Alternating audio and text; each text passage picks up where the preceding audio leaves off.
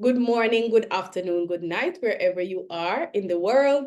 In our second edition of In Literacy and Numeracy News, we're going to be looking back at some data in terms of literacy in Jamaica overall. Literacy and Numeracy News is brought to you by VRJ Education Consultants. My name is Dr. Veronica Reed Johnson. We offer a range of services, including seminars and training. So for today, we're going to be looking at an article published a year ago by Peter Espeut, who is a sociologist, that is asking, why is Jamaica's literacy rate so low? So this is an interesting question and links to our first discussion. So Peter Espeut is a sociologist and he's a developmental scientist. So this article is a combination of data and his conclusions. We are looking at some of the data that is presented here.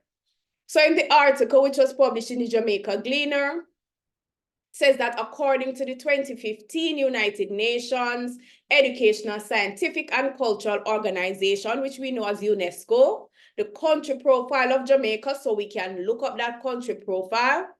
In 2015, it had data that showed that 161,000 males and 74,000 females who were over 15. So we're dealing with a different data sets than we did last week, where we looked at 7 to 14 years old. We're looking at 15 years old. So this group of persons, it shows that those over 15, approximately 12% lack basic reading and writing skills. And so it is calculated that our adult literacy rate is 88%. And we can compare that to 1999 figures to see how we are tracking. And at that time, it was 79.9%. So we are seeing over a 16-year period where there has been 8% increase in terms of our reading and writing skills. But we can compare that to data that is later down in the article that compares to other Caribbean countries, where the literacy rate of Trinidad is at 98.7%. That was in 2010, so roughly about that. And in Barbados in 2014, it was 99.6%. Antigua and Barbuda, 99%. Grenada, also 2014, 98.6%. St. Vincent, we don't have any new data. He cites 1970s data. This is why it's important for us to collect and analyze data in the Caribbean. But in 1970, their literacy rate was 95.6%. And if we're saying that has kept steady, all of these Caribbean countries are leagues ahead of Jamaica in terms of literacy rate for the adult population over 15 years old. Peter Espeut also presents some other data about literacy in Jamaica. So the report of the Jamaica Education Transformation Commission, which is the JETC, this is chaired by Professor Orlando Pattison. It stated that most students at the primary level were barely literate. This is something that as parents we need to tackle, in addition to whatever is going on at the official levels.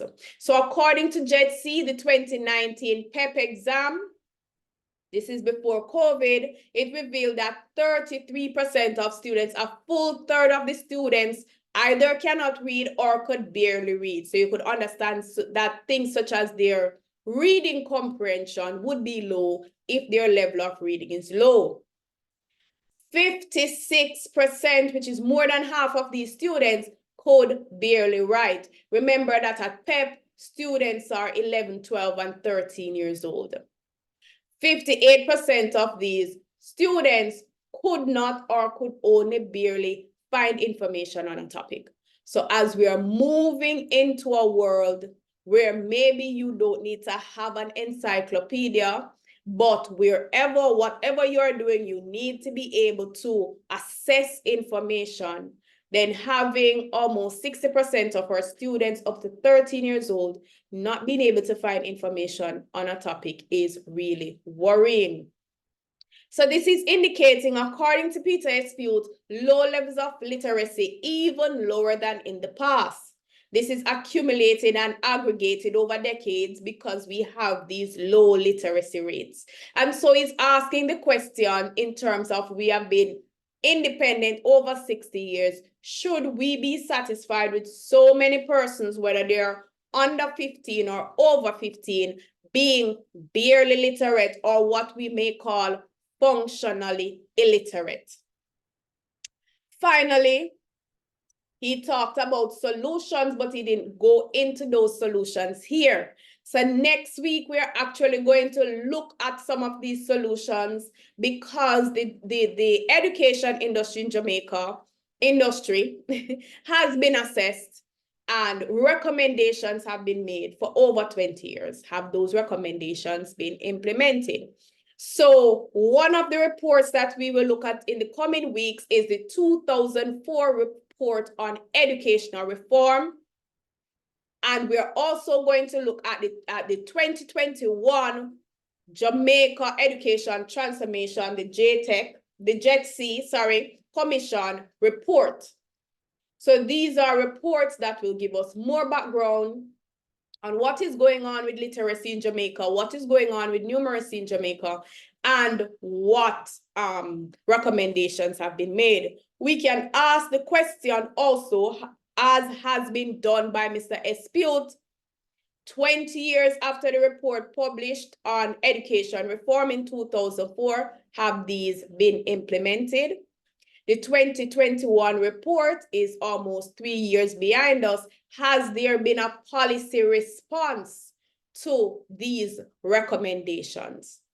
So, in whose interest is an education system that produces semi-literate, undereducated, and lightly skilled citizens? I think this is a very important quote for us to think upon.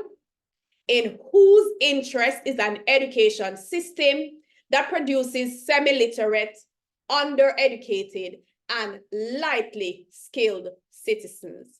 These are things that are happening in the system.